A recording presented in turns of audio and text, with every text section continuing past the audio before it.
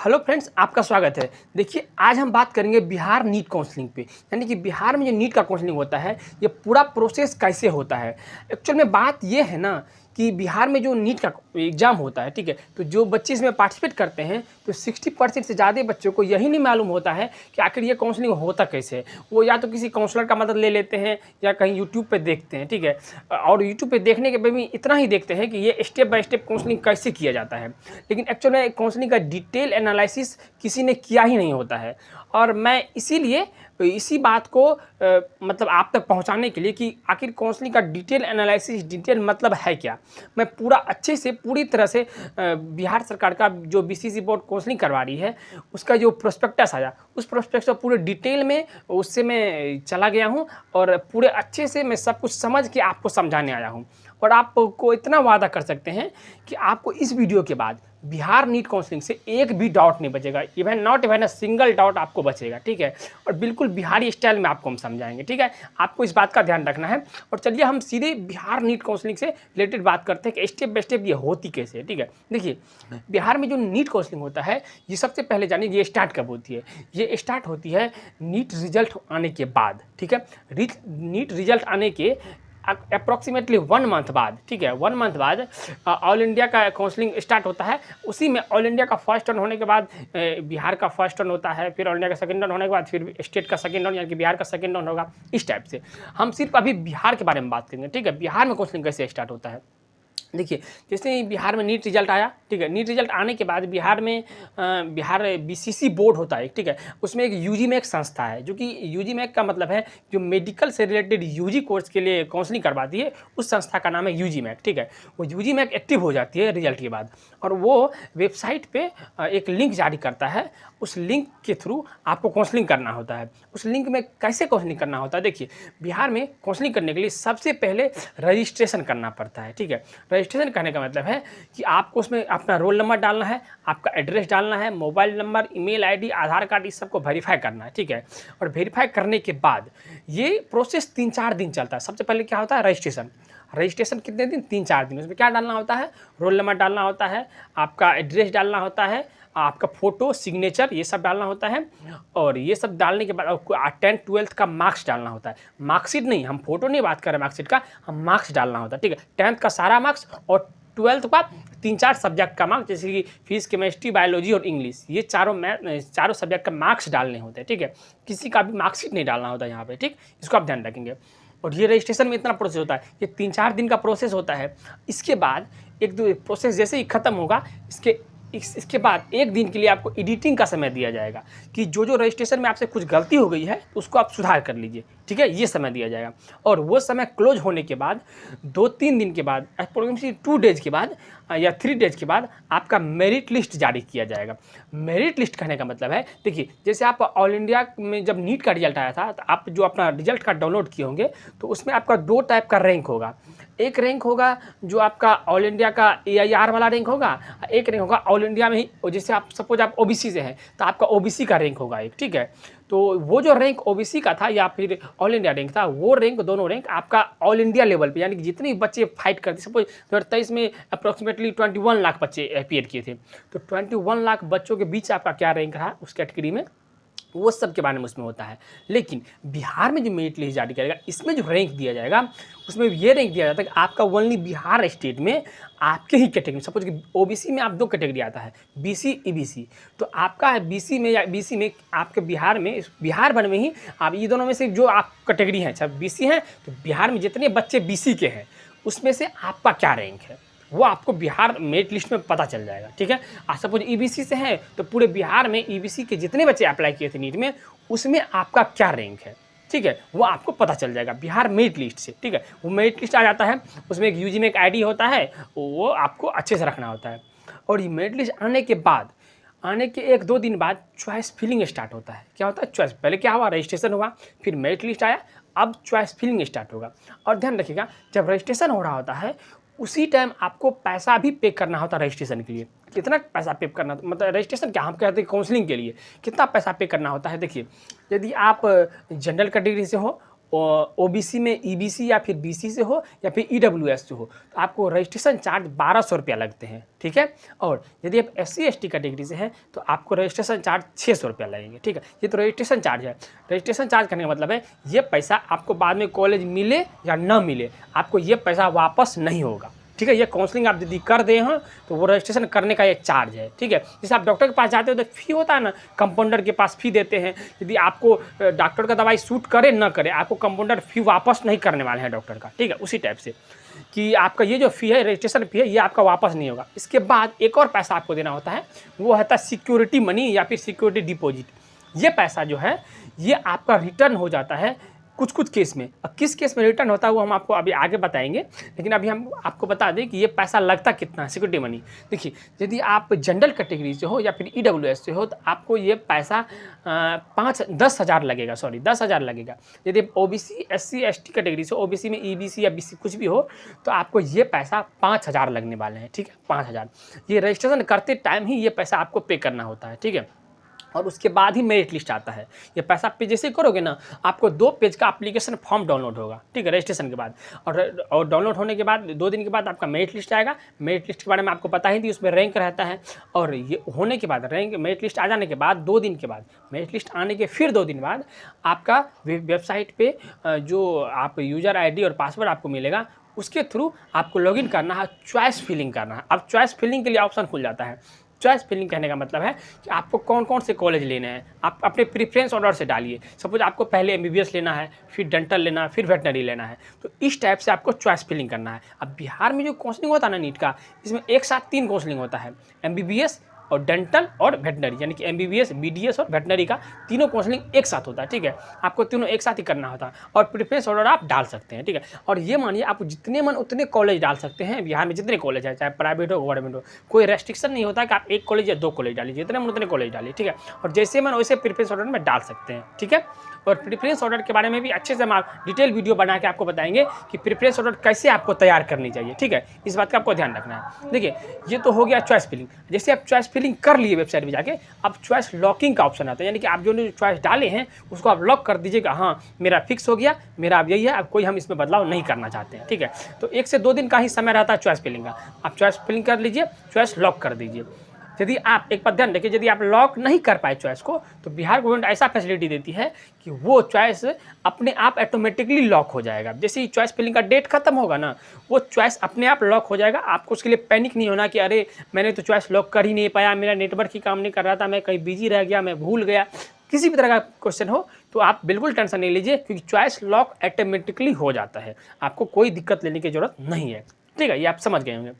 अब देखिए, अब जैसे ही चॉइस लॉकिंग का डेट खत्म हुआ उसके बाद वो अलॉटमेंट जारी करता है। और ध्यान देखिए ये अलॉटमेंट, ये चॉइस लॉकिंग तक, ये चॉइस लॉकिंग तब तक हो सकता है जब तक ऑल इंडिया का फर्स्ट राउंड चल रहा है ना, उसके बीच में भी ये सारा प्रोसेस चॉइस लॉकिंग तक तभी भी हो सकता है। लेकिन जो अलॉटमेंट लेटर आएगा ना बिहार गवर्नमेंट का कि आपको कौन सा कॉलेज मिला है, जो आप अलॉटमेंट ऑर्डर डाले हैं उसमें आपको कौन सा कॉलेज मिला है प्रीफरेंस ऑर्डर के अनुसार से, वो आपको तभी पता चलेगा जब ऑल इंडिया का फर्स्ट राउंड का एडमिशन खत्म हो जाएगा। प्रोसेस यानी पूरा एडमिशन तक खत्म हो जाएगा ऑल इंडिया का। उसके बाद बिहार गवर्नमेंट अलॉटमेंट लेटर जारी करती है कि आपको बिहार में कौन सा कॉलेज मिला है, MBBS मिला है, BDS मिला है, वेटनरी मिला है, ठीक है। और जैसे अलॉटमेंट लेटर आता है तो वहाँ उस अलॉटमेंट लेटर को आपको वेबसाइट से डाउनलोड करना होता है, ठीक है। और उस वेबसाइट से आप उसको डाउनलोड कीजिए। और ध्यान रखिएगा जब आप डाउनलोड कर रहे होंगे उस अलॉटमेंट लेटर को तो उस टाइम आपको पूछा जाएगा 2 बात कि आप फर्स्ट राउंड से सेकेंड राउंड में अपग्रेड करना चाहते हो या नहीं चाहते हो, येस और नो, 2 ही ऑप्शन देगा, येस और नो। अब देखिए आपको सोच रहे होंगे कि येस और नो में क्या करना है हमें, अपग्रेड होता क्या है। देखिए अपग्रेड क्या होता है, सपोज कीजिए ना आप प्रेफरेंस ऑर्डर में पहले डाले हैं PMCH, फिर डाले हैं NMCH, फिर डाले हैं पावापुरी मेडिकल कॉलेज। तो आपको सपोज कीजिए पावापुरी मेडिकल कॉलेज मिल गया, ठीक है, फर्स्ट राउंड में, और आपको लेना था NMCH, ठीक है, आपको तो मिला ये। तो आप सोच रहे हो क्या पता सेकेंड राउंड में चांस बन जाए हमें पावापुरी NMCH मिलने का। तो आप वहाँ पे वो डालोगे, जी सेकेंड ईयर में सीट खाली रहा तो आपको मिल सकता है NMCH, ये अच्छी बात है, ठीक है। तो आपको वहाँ पे अपग्रेड के मतलब है कि वहाँ पे आपको यस क्लिक करना है। यदि आपको उससे ऊपर वाला सीट लेना है जो प्रेफरेंस ऑर्डर में जिस पर आपको 3 नंबर का कॉलेज मिला है, आपको 2 नंबर का ही कॉलेज लेना है, तो आपको वहाँ पर यस करना है, ठीक है। यस करके उसके बाद आप डाउनलोड का अलॉटमेंट लेटर आप डाउनलोड कर लेंगे, ठीक है। और देखिए जैसे ही आप अलॉटमेंट लेटर डाउनलोड कर लिए, उसके बाद आप उस अलॉटमेंट लेटर और बहुत सारे डॉक्यूमेंट अभी हम आपको बताने वाले हैं, वो सारे डॉक्यूमेंट के साथ आपको फिजिकल रूप से आपको खुद आप स्टूडेंट हैं, आपको खुद उस कॉलेज में, जो कॉलेज आपको अलॉट हुआ है उस कॉलेज में जाकर आपको रिपोर्ट करना है सारे डॉक्यूमेंट के साथ कि सर मुझे एडमिशन लेना है, मेरा डॉक्यूमेंट वेरीफाई किया जाए। और डॉक्यूमेंट जैसे ही आप डालोगे वहाँ पे दोगे, आपका डॉक्यूमेंट वेरीफाई किया जाएगा कॉलेज में कि हाँ आपका डॉक्यूमेंट सारा सही है, और उसके बाद आपका एडमिशन वहाँ पे होगा। और वहाँ पे आपसे 2-3 बात पूछा जाएगा एडमिशन के टाइम में कॉलेज में, कि आप फ्री एग्जिट चाहते हो, अपग्रेड चाहते हो, या फिर आप यहीं पे एडमिशन लेना चाहते हो। 3 बात, ठीक है। यहीं पे एडमिशन लेने का मतलब है कि आप हमको सेकंड राउंड के लिए नहीं वेट करना है, मेरा एडमिशन फिक्स हो गया, हमको यही कॉलेज में रहना है, ठीक है। सपोज कीजिए आप प्रेफरेंस ऑर्डर में सबसे पहले पीएमसीएच डाल लेते हैं और आपको 1 नंबर का ही कॉलेज मिल गया पीएमसीएच, आप कहाँ से अपग्रेड करोगे, क्या अपग्रेड करोगे? करने का कोई मतलब नहीं है। आप वहाँ पे जाके बोल दोगे हमें कोई अपग्रेड नहीं करना है, हमको इसी कॉलेज में रहना है और इसी कॉलेज में हमको रहना है। सपोज आपको 2 नंबर का कॉलेज मिल गया एनएमसीएच, ठीक है, 1 में पीएमसीएच डाले, 2 में एनएमसीएच, और एनएमसीएच में आपके रिलेटिव रहते हैं, आपको मन है कि नहीं हमको एनएमसीएच में ही रहना है, हमको पीएमसीएच नहीं जाना है, तो ठीक है, आप वहाँ बोल दो कि हमको भाई अपग्रेड नहीं करना है, हमको एनएमसीएच में ही रहना है, हमको 1 नंबर के कॉलेज पीएमसीएच में नहीं जाना है, हमको एनएमसीएच में ही रहना है, हमको अपग्रेड नहीं चाहिए, ठीक है, आपका कॉलेज वही रह जाएगा, ठीक। और तीसरा होता है फ्री एग्जिट। फ्री एग्जिट का मतलब है कि आपको कॉलेज अलॉट हो गया फर्स्ट राउंड में और आपको मन है कि नहीं हमको एमबीएस करना ही नहीं है, हमको आईआईटी करना है, हमको जेई करना है, हमको यूपीएससी बीपीएससी करना है, हम तो बस ऐसे ही ट्राई करने के लिए अलॉटमेंट लेटर डाले हुए थे, हमको कॉलेज नहीं लेना है, हमको फ्री एग्जिट चाहिए। तो आप वहाँ से कह दो हमको फ्री एग्जिट चाहिए, तो आपका एडमिशन कैंसिल कर दिया जाएगा, आपको टोटली फ्री कर दिया जाएगा, आपको सारा डॉक्यूमेंट लौटा दिया जाएगा, आप सारा डॉक्यूमेंट लेकर घर आ सकते हैं। हाँ, लेकिन यदि आप अपग्रेड डालते हो या फिर एडमिशन लेते हो, दोनों केस में, चाहे आप अपग्रेड कर रहे हो चाहे आप एडमिशन ले रहे हो, दोनों केस में आपका सारा डॉक्यूमेंट, ओरिजिनल डॉक्यूमेंट सारा रख लिया जाएगा वहाँ पे चेक करने के बाद, और आपको एक वेरिफिकेशन स्लिप दे दिया जाएगा कि आप चाहिए। यदि आपको सेकेंड राउंड में कोई कॉलेज मिल जाता है तो आप यही वेरिफिकेशन स्लिप लेके आइए और यहाँ से सारा डॉक्यूमेंट लेके आपको जो नया कॉलेज मिला है वहाँ जाइए और वहाँ सारा डॉक्यूमेंट जमा कीजिए। और हाँ, यदि आपको सेकेंड राउंड में अपग्रेड नहीं हुआ, आपको दूसरा कॉलेज नहीं मिला, फिर भी आपको पहले वाले कॉलेज में जाना है, ठीक है, सेकंड राउंड के बाद, कि सर मुझे दूसरे राउंड में कोई भी कॉलेज नहीं मिला, अब मेरा एडमिशन यहीं पे फिक्स कर दीजिए, हमको यहीं रहना है, ठीक है। वेरिफिकेशन स्लिप आप दिखाओगे, आपका सारा डॉक्यूमेंट वहाँ रेडी है, आपको रह जाओगे वहीं पे। और आपको सेकंड राउंड में यदि अपग्रेड किए हो ना, तो आपको फर्स्ट राउंड में पैसा, कॉलेज का जो फ़ी होता है ना, वो पैसा आपको नहीं लगने वाला है, ठीक है। कॉलेज में जो फ़ी होता है वो पैसा आपको नहीं लगेगा यदि आप अपग्रेड डाले हो तो। यदि आप अपग्रेड नहीं किए हो, आपको एडमिशन लेना है, इसी कॉलेज में रहना है, तो आपको पैसा लग जाएगा, ठीक है। यदि आप अपग्रेड डाल दिए हो तो आपको एडमिशन, मतलब जो एडमिशन में जो भी कॉलेज का फ़ी होता है फर्स्ट ईयर का, वो पैसा नहीं लगेगा। और सेकेंड राउंड में यदि आपको वही कॉलेज मिला फिर से, सपोज आपको अपग्रेड नहीं हुआ, अच्छा कॉलेज नहीं मिला, आपको वही कॉलेज रह गया, तो फिर से आप जाओगे, आपको उस टाइम पेमेंट करना पड़ेगा, ठीक है। बिहार में 2 ही राउंड तक अपग्रेडेशन होता है, ठीक है, फर्स्ट राउंड से सेकेंड राउंड से मॉप अप या फिर स्टेप वाइज में अपग्रेड नहीं कर सकते हो, इसको ध्यान रखना है। फर्स्ट राउंड से सेकेंड राउंड ही सिर्फ अपग्रेड कर सकते हो। सेकेंड राउंड में यदि आपको कोई अच्छा कॉलेज नहीं मिला, आपको उसी कॉलेज में वापस जाना है और वहाँ पे अब की बार आपको जो एडमिशन का चार्ज होता है, जो पैसा होता है, वो पैसा आपको जमा करना पड़ेगा, ठीक है। इसको आप समझ गए होंगे आई थिंक, मुझको लगता है। तो आप जाओगे, आपका वो पैसा वहाँ पे पेमेंट, जो एडमिशन चार्ज होता है वो सब ले लिया जाएगा, आपका एडमिशन ओके कर दिया जाएगा, आपको फी रिसिप्ट, फी स्लिप सब कुछ दे दिया जाएगा, ठीक है। उसके बाद में कई दिन बाद आपको रहने के लिए बुलाया जाएगा फिजिकल रूप से। अभी तभी तो नहीं रहने के लिए बुलाया जाएगा, आपको बाद में जब सब स्टूडेंट को एक साथ हो जाएगा सेकेंड राउंड के बाद, तो सबको एक साथ बुलाया जाता है रहने के लिए, ठीक है। जहाँ तक हमको लगता है आपको समझ आया होगा। तो देखिए, अब ये तो फर्स्ट राउंड के बाद जो सेकेंड राउंड होता है, जो एडमिशन होता है, वो सब बात आपको समझाएं। अब देखिए, जैसे कि फर्स्ट राउंड जब आपका ख़त्म हुआ था, जैसे कि फर्स्ट राउंड आपका ख़त्म हुआ, आप एडमिशन लेने गए, अपग्रेड करवाए, फ्री एग्जिट लिए, जो भी कर लिए, ठीक है। उसके बाद कुछ दिन बाद, 4-5 दिन बाद, जैसे कि सेकेंड राउंड ख़त्म होता है ऑल इंडिया का, बिहार का सेकेंड राउंड स्टार्ट हो जाता है। सेकेंड राउंड में रजिस्ट्रेशन करने का आपको कभी भी चांस नहीं मिलेगा। रजिस्ट्रेशन करने का चांस सिर्फ और सिर्फ आपको फर्स्ट राउंड में ही दिया जाएगा, आप ध्यान रखेंगे। सेकेंड राउंड में आपको रजिस्ट्रेशन करने का चांस नहीं मिलेगा। सेकेंड में चांस क्या मिलेगा, आपको चॉइस फिलिंग का चांस मिल सकता है। जो आप चॉइस फिलिंग की उसमें मॉडिफिकेशन करने का, किसी को ऊपर नीचे करने का ऑप्शन मिलेगा, और चॉइस डिलीट करने का भी ऑप्शन नहीं मिलेगा, आपको चॉइस को ऊपर नीचे करने का ऑप्शन मिलेगा, ठीक है। सपोज 1 नंबर वाले को 2 में, 2 को 1 में, ये करने का ऑप्शन मिलेगा, ठीक है। और चॉइस आप नहीं फिल कर पाए हो तो नया से चॉइस फिलिंग करने का ऑप्शन मिलेगा, जो आप फिल किए उसको डिलीट करने का ऑप्शन नहीं मिलेगा आपको, ठीक है। इसको आपको ध्यान रखना है। तो जैसे सेकेंड राउंड स्टार्ट होगा, आपको अच्छे से चॉइस फिलिंग कर लेनी है, सिर्फ चॉइस फिलिंग, रजिस्ट्रेशन नहीं करना है, रजिस्ट्रेशन जो आप फर्स्ट राउंड में किए थे वही रहेगा, ठीक है। और यदि आप नहीं कर पाए फर्स्ट राउंड में, तो सेकंड राउंड में आपको करने का चांस भी नहीं मिलेगा, आप काउंसलिंग में पार्टिसिपेट ही नहीं कर पाओगे, ठीक है। फिर आपको मॉप अप राउंड के लिए वेट करना पड़ेगा, क्योंकि मॉप अप राउंड में सबको पार्टिसिपेट करने का मौका दिया जाता है, ठीक है। चाहे वो फर्स्ट राउंड में आप रजिस्ट्रेशन किए हो नहीं किए हो, आपको मॉप अप राउंड में रजिस्ट्रेशन करने का फिर से मौका दिया जाता है, ठीक है। आपको इस बात का ध्यान रखना अच्छे से, ठीक। अब देखिए, जैसे ही आपका फर्स्ट राउंड खत्म हुआ, सेकंड राउंड आप चॉइस फिलिंग कर दिए, फिर कुछ दिन बाद अलॉटमेंट लेटर आएगा, आपको अलॉटमेंट लेटर डाउनलोड करना है और डाउनलोड करके फिर से उसी कॉलेज में जाना है जिस कॉलेज में आप पहले एडमिशन ले चुके अपग्रेड कर चुके थे, या यदि अपग्रेड नहीं किए थे तो कोई मतलब ही नहीं सेकंड राउंड का, फिर अपग्रेड कर दिए थे तो ही आपका सेकंड राउंड अलॉटमेंट लेटर आएगा। तो अलॉटमेंट लेटर जैसे ही आएगा तो आपको वो लेटर लेके पहले वाले कॉलेज में जाना है, दिखाना है सर हमको ये कॉलेज मिल चुका है, अब हमको यहाँ से सारा डॉक्यूमेंट दे दीजिए मेरा, हम वहाँ जाकर एडमिशन लेंगे। तो वहाँ पे आप जैसे ही वेरिफिकेशन स्लिप दिखाओगे फर्स्ट राउंड वाला, आपको वो सारा डॉक्यूमेंट वापस कर देंगे। फिर वो डॉक्यूमेंट लेके आपको जो आपको डेट रहेगा उसी डेट के अनुसार, सब कुछ 2-3 दिन का रिपोर्टिंग डेट रहता है, उसी डेट के अंदर आपको नेक्स्ट कॉलेज में रिपोर्ट करना है सारे ओरिजिनल डॉक्यूमेंट के साथ, ठीक है। अब आपको हम बता देते हैं कि डॉक्यूमेंट क्या क्या लगता है इसमें, ठीक है। देखिए, डॉक्यूमेंट में आपका जो नीट का रिजल्ट कार्ड था वो आपको लगेगा, ठीक है। नीट का रिजल्ट कार्ड आप ले लीजिएगा, और उसके बाद जो आप ये एडमिट ये क्या कहते हैं एडमिट कार्ड आपका ये होगा नीट का, वो ले लीजिएगा। और फिर आपका 10th-12th का मार्कशीट लेना है आपको, और कास्ट सर्टिफिकेट, रेसिडेंशियल सर्टिफिकेट, आधार कार्ड, और एडमिट कार्ड पे जो आपको फ़ोटो है वो फ़ोटो 6 पीस आपके पास होना चाहिए, ठीक है।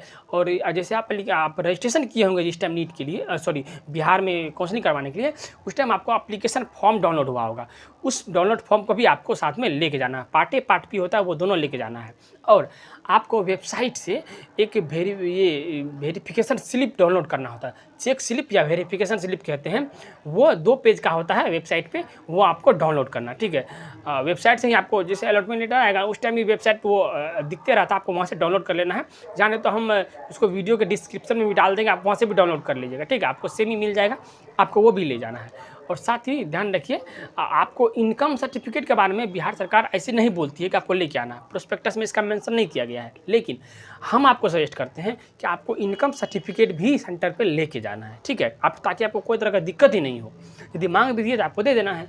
और इनकम सर्टिफिकेट के बारे में एक बात ध्यान रखना है, आपको ये 1 साल से ज़्यादा पुराना नहीं होना चाहिए, 1 साल से ज़्यादा पुराना नहीं होना चाहिए इनकम सर्टिफिकेट आपका, ठीक है। इस बात को आपको अच्छे से ध्यान रखना है।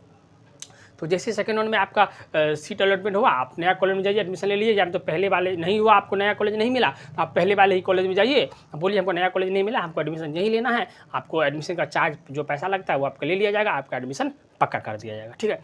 यहाँ तक सेकेंड राउंड का बात था, ठीक है। उसके बाद आप घर आओगे, उसके बाद कुछ दिन बाद लगभग 15 से 20 दिन बाद मॉप अप राउंड स्टार्ट होता है।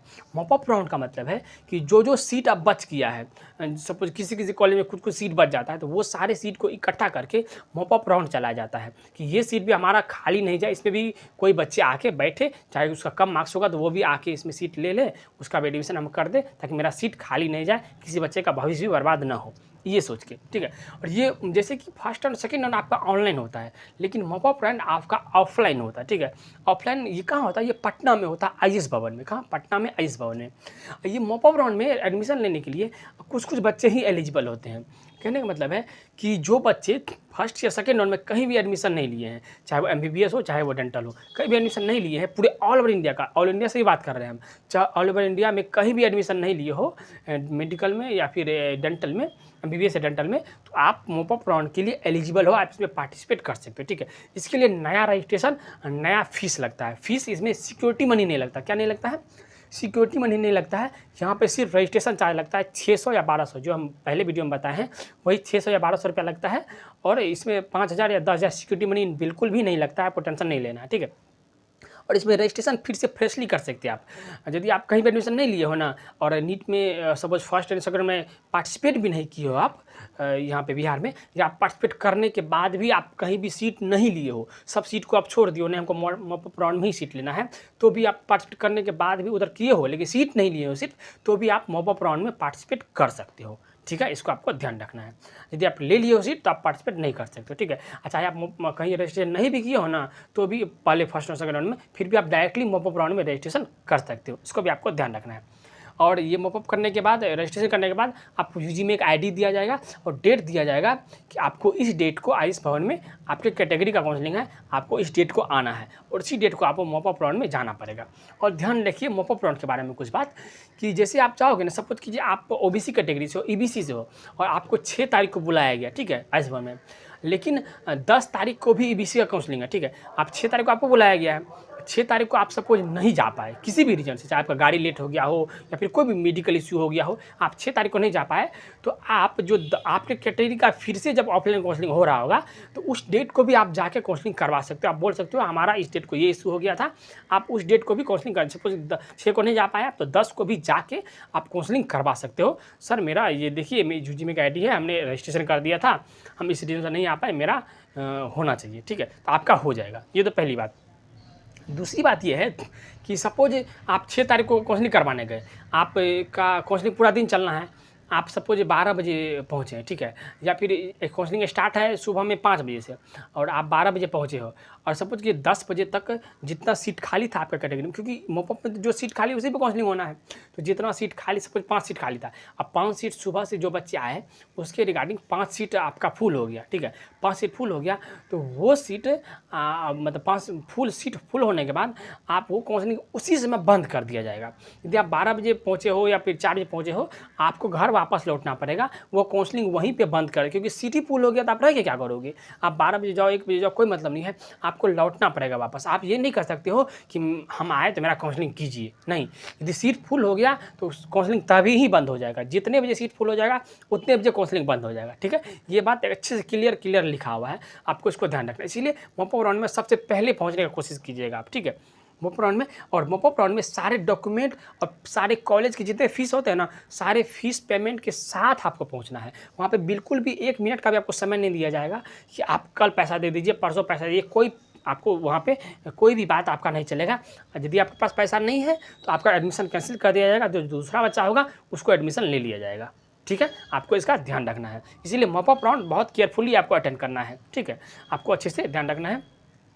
और देखिए इसके बाद आता है एक्स्ट्रा वैकेंसी राउंड, ठीक है। एक्स्ट्रा वैकेंसी राउंड में जो मॉपअप राउंड के बाद भी कुछ सीट बच जाती है, जैसे कि एनआरआई कोटा होता है। एनआरआई का मतलब है नॉन रेसिडेंस ऑफ इंडिया, जो इंडिया के नहीं रहने वाले, उसके लिए भी कुछ कोटा फिक्स होता है। तो उसमें बाहर के स्टूडेंट सपोज नहीं आते हैं तो वो सीट तो खाली रह गया, तो उस सीट को बाद में कैटेगरी वाइज बांट दिया जाता है। हम एक्स्ट्रा वैकेंसी राउंड के बारे में एक स्पेशल वीडियो बहुत अच्छे से एक दूसरा वीडियो बनाएंगे, ठीक है। उसमें एक्स्ट्रा वैकेंसी राउंड के सारे क्राइटेरिया के बारे में बहुत डिटेल में बताएंगे। और एक्स्ट्रा वैकेंसी राउंड में ऐसा है ना कि 350, 400, 500 नंबर वाले को MBBS कॉलेज भी मिल जाता है, ये बात है। इसलिए एक्स्ट्रा वैकेंसी राउंड के बारे में सारा क्राइटेरिया आपको पता होना चाहिए, आपको बहुत केयरफुली अटेंड करना चाहिए एक्स्ट्रा वैकेंसी राउंड में, ठीक है। हो सकता है आपका लक साथ दे तो आपको अच्छा कॉलेज कम नंबर पे ही मिल जाएगा, लेकिन हम उस पर एक अलग से वीडियो बनाएंगे क्योंकि वो काफ़ी सेंसिटिव केस है, ठीक है। इसलिए हम इस पर अलग से वीडियो बनाएंगे।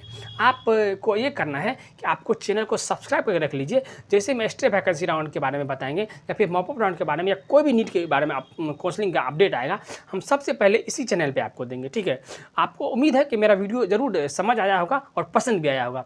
और आप चैनल को लाइक कीजिए और सब्सक्राइब भी कर लीजिए, ताकि जो भी नोटिफिकेशन आएगा आपको सीधा आपको मिल जाएगा, ठीक है। सब्सक्राइब करने का यही फ़ायदा होता है, तो आप कर लीजिए। और यहाँ तक देखने के लिए आपका बहुत बहुत धन्यवाद। आपका दिन शुभ हो। Bye bye.